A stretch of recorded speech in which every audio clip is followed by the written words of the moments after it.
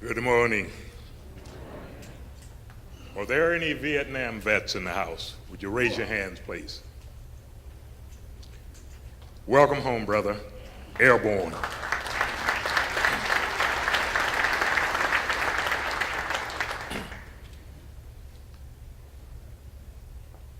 On the walls of the fallen in Washington, D.C., there are 58,195 names. Among them are 687 Mississippians. They are both black and white. They are sons, husbands, brothers, uncles, nephews, and cousins who have answered their country's call, and they gave their last full measure of devotion. I'm asking you that the next time that you are in Washington, go visit the wall. Find a fellow Mississippian name, touch that name, and call out to them. And if you are able, find a place for them deep inside of you and keep it with your own. And be not ashamed to tell them that you love them, though you may not always have. Learn well the lessons that they would have taught you with their dying, that the day will soon come when brave men will be unafraid to say publicly that war is insane. As you are leaving, give them one backwards glance, because you are going to the places that they can no longer go.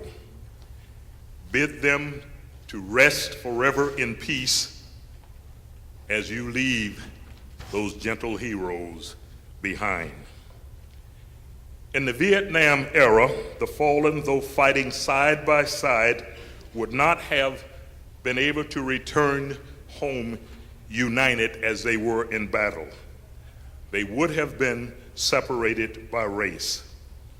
But in death, they are united as they never could be in life. They are my brothers. I was their medic. I come from a long line of men who served in the military. My grandfather served in General Pershing's army in World War I. My father served with the 2nd Marine Division in World War II. And Uncle was killed in Vietnam. I am very, very proud of my service on the battlefield for my country. I am a freedom rider.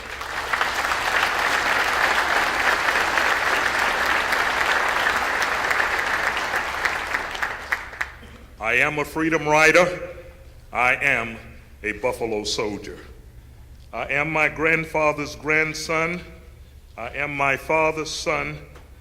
And like them, when my country called, I answered that call. Like them, I hope that as I fought for the rights and freedoms of other people, that I would one day enjoy those same rights here.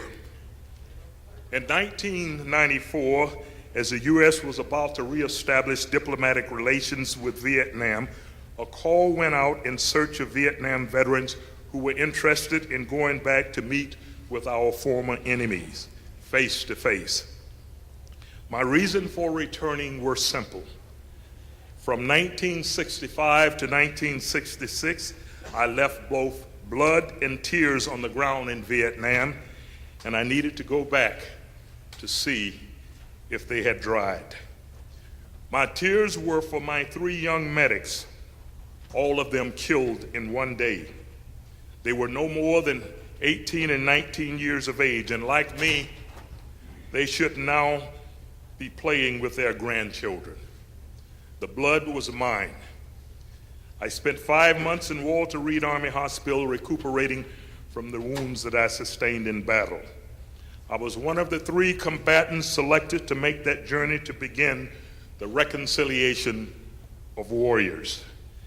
We represented the Army, the Navy, and the Air Force.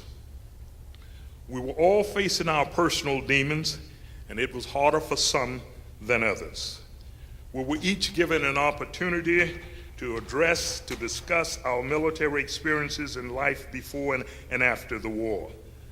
My counterpart, the North Vietnamese veteran, took me to his home for dinner and to meet his family. They showed interest in me as a person, and one of the first questions they asked me, since they knew that I was wounded, they asked me, how was I doing, and was I still bothered by my wounds? On our 4-day stay in Hanoi were very gratifying. I was a hit with the children, and imagine being 6'4" and 260-pound black man in a sea of 5'4", 130-pound yellow-skinned men. I think you might say that I stood out. Whenever I left the hotel, I had a following, a line of about 25 or 30 kids, and they all asked me the same question: how tall was I, how much did I weigh, and what was my shoe size? One of the more poignant moments for me came when we met with the Vietnamese women mourners. These were mothers and wives and sisters of those Vietnam soldiers whose body had never been found and returned home. In the Buddhist culture, the belief is that if the body does not receive a proper burial, the soul wanders forever in the wilderness. The Vietnamese have tears for their thousands of MIA.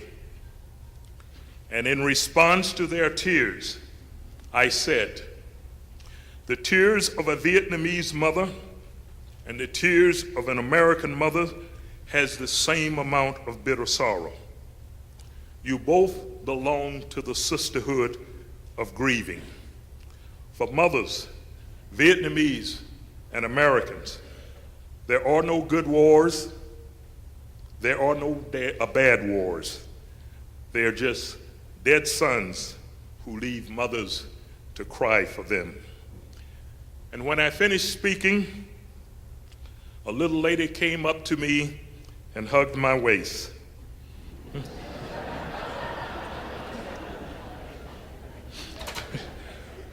Through her tears, as she was crying, the guide explained to me what she was saying.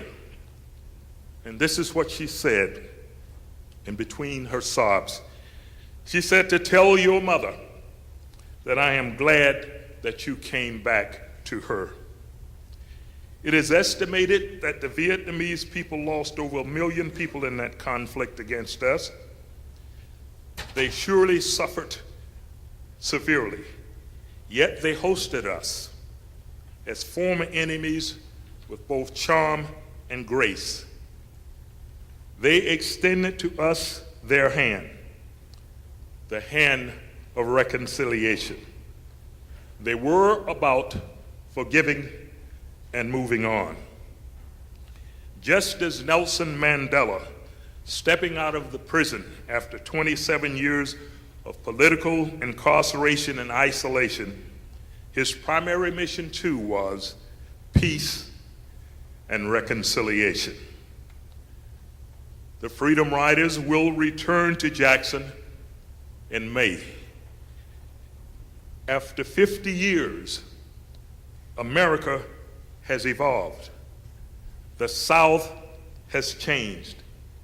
Mississippi has changed. After traveling 8,533 miles to share a meal with a former enemy, to embrace and be embraced by the mother of a dead enemy soldier, I now return to Mississippi. My hand is outstretched, my arms are open. I ask all Mississippians, black and white, let us show the world the new face of Mississippi. Please embrace the return of the Freedom Riders, May 22nd through the 26th. It's religious, racial reconciliation time. Let these, for us, be the new 3 R's. During the Thank you.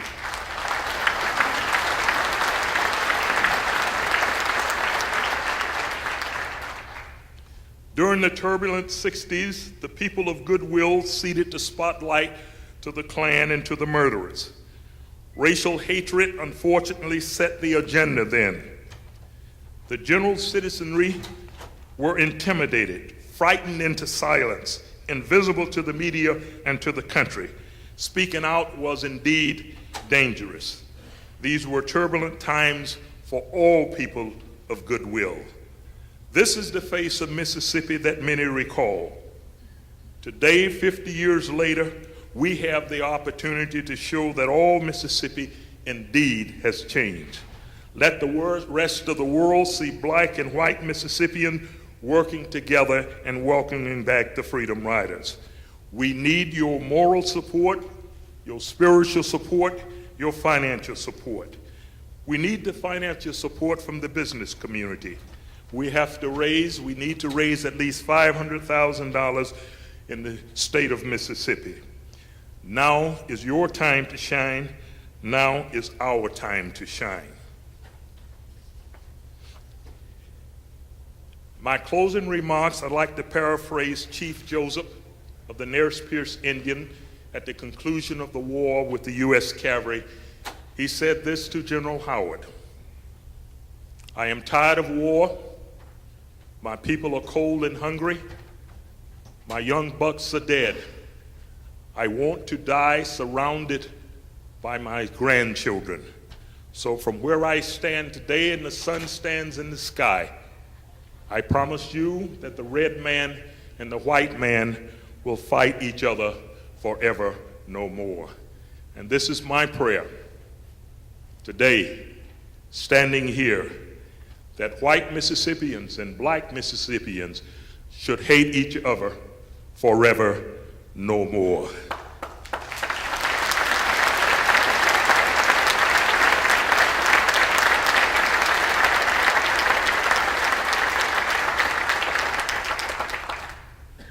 I wish for you a loved one, a child, a grandchild, or a friend who loves you, even though they really know you, and that you learn that giving away love freely without strings attached is the surest way of receiving love in return. There once was a boy, a very, very ordinary boy, who traveled far from his home, and the greatest lessons that he learned was to give love and receive love in return. You have been kind. I thank you very much.